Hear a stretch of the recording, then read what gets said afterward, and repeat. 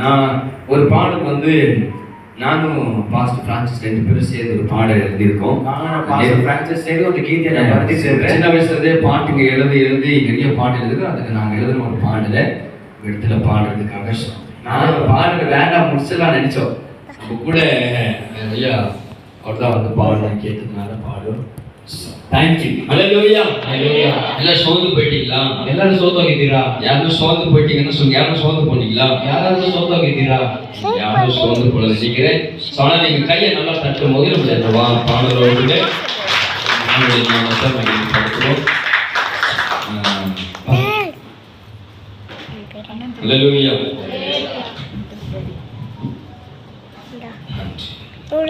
ஐயா வந்து நிறைய சத்தியங்க வார்த்தைங்க கொடுத்தாங்க. ஸோ ரொம்பவே அது பிரயோஜனம் உள்ளதாக இருந்துச்சு. ஏன்னா நார்மலாவடி மோன் சேர்ந்த டீம் ஆனாலே ஜபம் மட்டும் தான் அதிகமாக இருக்கும்.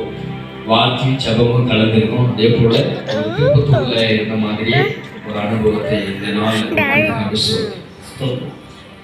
அபிஷேகம் செய்யும் தேவா என்னை சொல்லுங்களேன். அபிஷேகம் செய்யும் தேவா